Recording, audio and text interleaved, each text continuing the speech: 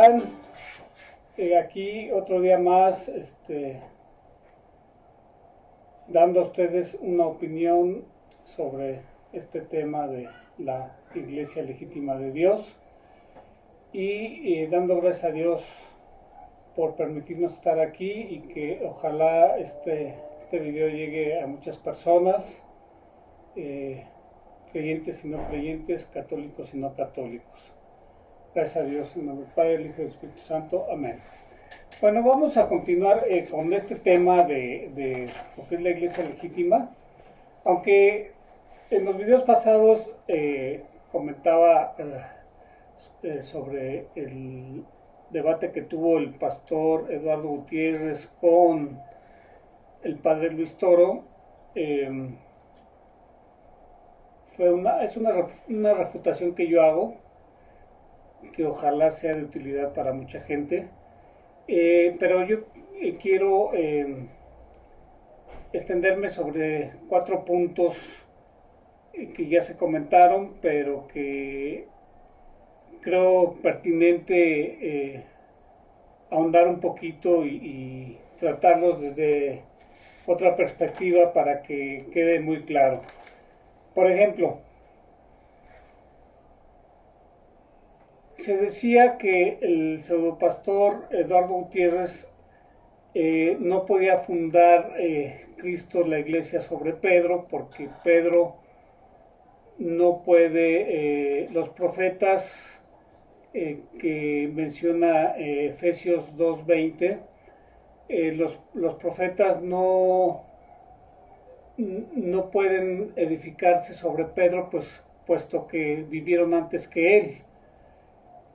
Sin embargo, yo le comentaba, le refutaba que ahí no está hablando de los profetas del Antiguo Testamento, sino de los profetas del Nuevo Testamento.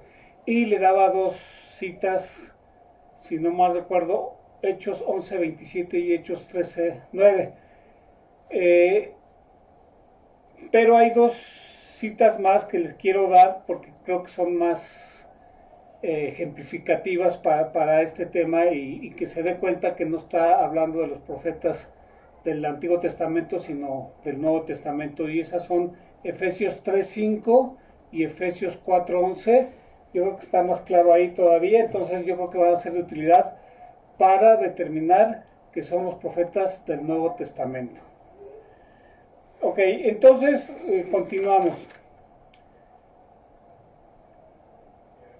El pastor citaba 1 Corintios 1:12, donde Pablo reclama las divisiones que hay entre los cristianos, ¿verdad? Unos dicen que son de Cefas, otros que de Pablo, otros que de Apolo, otros que de Cristo. Entonces ya se empezaron a dar esas divisiones en el cristianismo, ¿verdad? ¿Por qué comento este versículo? Porque él decía, el pastor, que Pablo no les dijo a los corintios que lo más importante era Cristo y después el representante de la iglesia, en este caso Pedro, ¿verdad? Independientemente de que Pablo supiera o no que Cristo había escogido a Pedro como su representante en la tierra, como aquel que gobernaría a su iglesia en la tierra, independientemente de que lo supiera Pablo, aquí lo importante era definir que la figura principal a quien debíamos seguir obviamente era Cristo, porque como lo dice el mismo versículo, había divisiones, ¿no? Yo soy de Cefas, yo soy de Pablo. Entonces tomemos en cuenta que era, como ya lo comenté en videos pasados, era una iglesia incipiente, una iglesia en formación. Con el tiempo se iba a consolidar, con el tiempo se iban a a establecer bien los canales de comunicación, ¿sí? Entonces seguramente para Pablo no era importante, o más bien lo importante era definir y que la gente dijera que yo soy de Cristo, ¿verdad? Entonces no le vio el caso, en caso de que supiera que Cristo había escogido a Pedro, no le vio a él tanta importancia de mencionarlo, porque había disensiones entre los mismos cristianos. Entonces, lo importante era definir que Cristo es Dios al que debemos seguir, ¿sí? Inclusive, se puede decir que no había una conciencia plena de la nueva religión, del cristianismo. Había una desunión, había iglesias, la iglesia de Antioquía, la iglesia de Efeso, la iglesia de Roma, la iglesia de Jerusalén. Seguramente la sede en ese entonces estaba en Jerusalén, ahí estaba la jerarquía, ¿verdad? Entonces, por eso yo creo que Pablo no lo menciona a Pedro, independientemente de si lo supiera o no. Él creyó más importante definir en esa nueva corriente, en esa nueva religión, que Cristo era el principal, ¿sí? Entonces, estamos de acuerdo ahorita nosotros, o sea, nosotros ponemos en primer lugar a Cristo, no al Papa, no a los sucesores de Pedro, ¿verdad? Entonces, yo creo que queda claro esto, ¿no? Ahora bien, hago énfasis en la cuestión de que el pseudopastor dice que no reconoce la iglesia ni el primado de Pedro porque Cristo funda su iglesia en alguien que no le precede, que no existe antes de él. Entonces, ¿cómo puede fundarse la iglesia en alguien que no existió antes de Cristo? Entonces yo les ponía un ejemplo, ¿verdad? Pero yo quiero hacer énfasis en esto porque ¿qué le están diciendo los protestantes a Cristo? No vamos a reconocer ninguna iglesia que tú fundes, ni sobre ninguna persona que fundes, a menos que esa persona en la cual tú fundas la iglesia te preexista. Si no, no vamos a reconocer ninguna iglesia. Entonces le están amarrando las manos a Cristo. ¿Qué acaso Cristo no es omnipotente?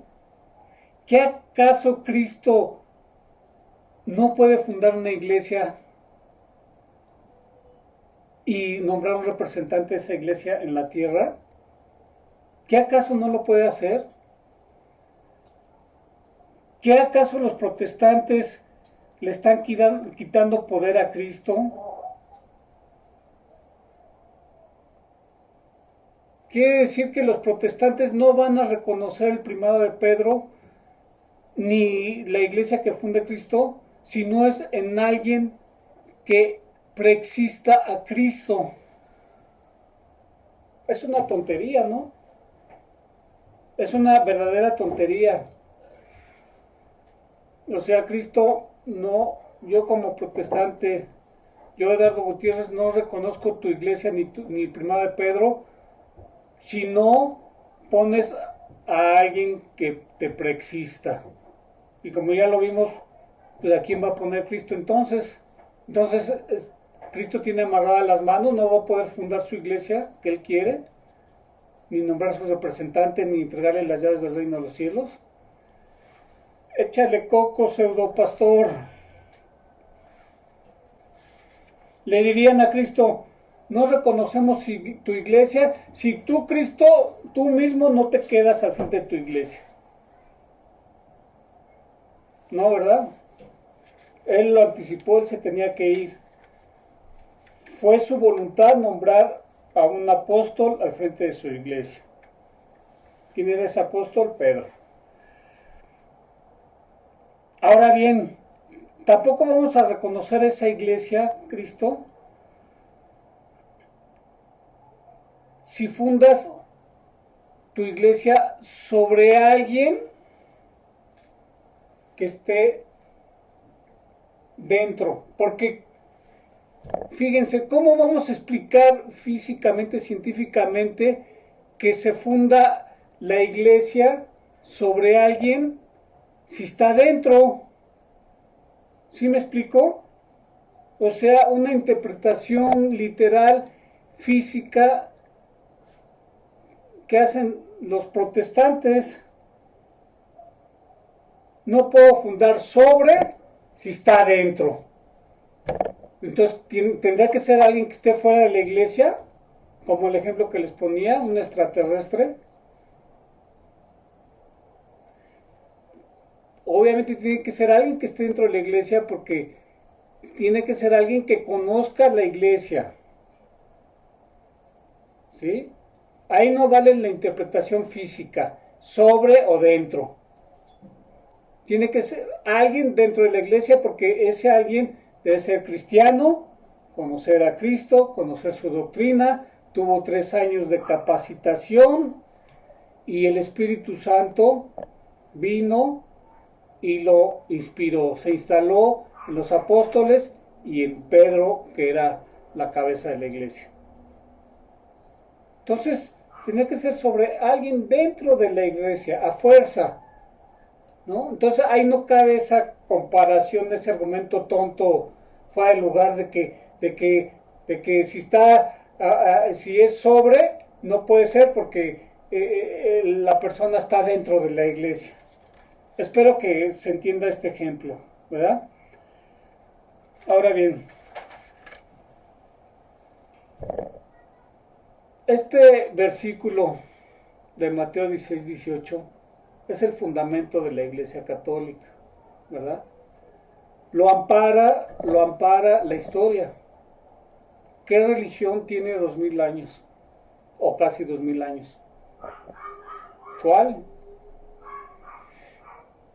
Un amigo me mandaba un video no recuerdo si era de History Channel o uno de esos, donde decía que la iglesia, Cristo no fundó la iglesia católica. Entonces yo les preguntaba, si Cristo no fundó la iglesia católica, entonces, ¿cuál de las 50,000 o 60,000 o 70,000 o 100,000 iglesias cristianas que hay en la actualidad fue la que fundó Cristo? Porque si algo está muy claro en la Biblia, es que Cristo fundó una iglesia. Y ahí se ve muy claramente en Mateo 16-18. Y nombró un representante al cual le entregó las llaves del reino de los cielos. Entonces, si no fue la iglesia católica, entonces dígame cuál fue. Los testigos de Jehová, alguna de las miles de sectas de los cristianos evangélicos, los adventistas, la luz del mundo, los presbiterianos, los anglicanos, la ortodoxa. ¿Cuál? Piénsale, pseudo pastor. Entonces, yo le decía al pseudo pastor, ¿quién está haciendo la voluntad de Cristo? ¿Y quién la voluntad de Satanás? ¿Quién quiere la unión? ¿Quién quiere la unidad? ¿Quién quiere la obediencia? ¿Quién quiere la desunión? ¿Quién quiere la división? ¿Quién quiere la desobediencia? Está muy claro eso, ¿verdad? Y yo le preguntaba, ¿quién se separó de quién? ¿Sí? El primer gran cisma, desde el inicio del cristianismo hubo divisiones, hubo contiendas. Y lo vemos también en 1 Corintios 1:12, ¿verdad? Desde ahí pasaron las divisiones. Desde ahí estaba machacando el demonio.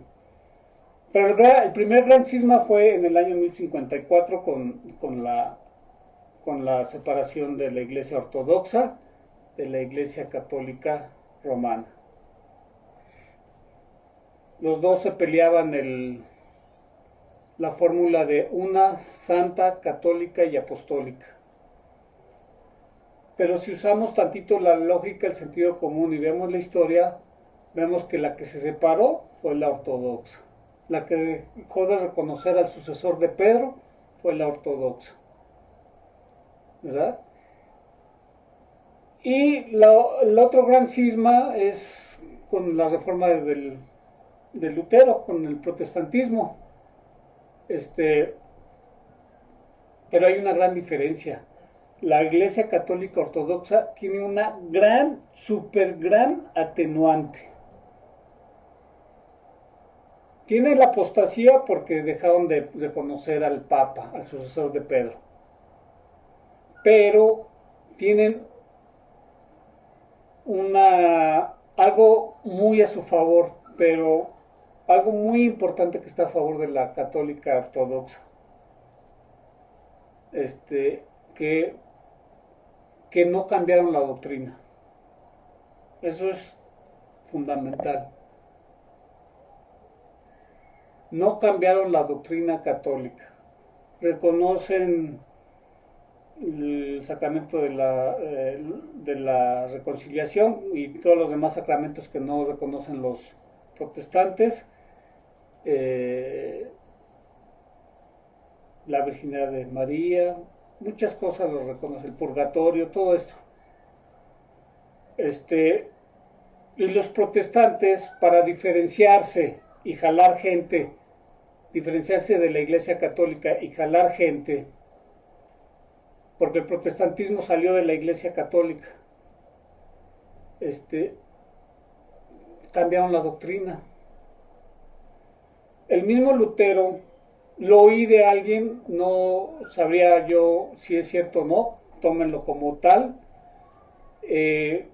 Alguien me comentó, no recuerdo quién, que Lutero no quería separarse de la Iglesia Católica. Quería reformarla, que es diferente. Vio actos de corrupción, sí, cierto, sí había actos de corrupción, había sacerdotes corruptos, obispos corruptos, pero él no quería separarse de la Iglesia Católica, porque sabía que era la que fundó Cristo. ¿Verdad?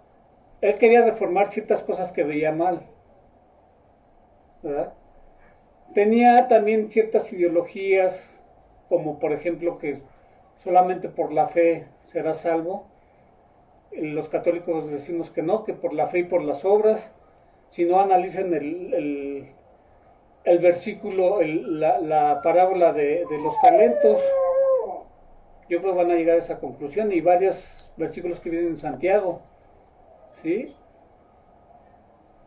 Y no se contrapone a lo que dice Pablo, porque él se refiere a las obras de la ley del Antiguo Testamento. Pero bueno, aquí lo importante es que los protestantes hagan de cuenta que son unas personas que no saben de religión y que llegan a esta tierra, a este mundo, que vienen de otro planeta y que quieren saber, que han determinado que la iglesia, la religión cristiana es la mejor. Pero dentro de tantas denominaciones cristianas quieren saber cuál es la verdadera. ¿Qué es más importante, la verdad de lo que dijo Cristo o su grupo religioso? El tiempo de cuando murió Cristo a la fecha no los avala a los protestantes. Ellos surgieron a partir de 1500 y tantos. Entonces, me gustaría, los invito a los protestantes que le echen un poco de inteligencia. Que no pongan en primer lugar su religión, su secta, a la verdad, ¿verdad? Como dijo un pastor protestante que se convirtió al protestantismo. Yo ya estando dentro del protestantismo decía, pero tengo la duda si realmente esta es la verdadera, la iglesia que fundó Cristo. Dijo, no, pues yo le pedí a Dios que me dijera cuál era la verdad.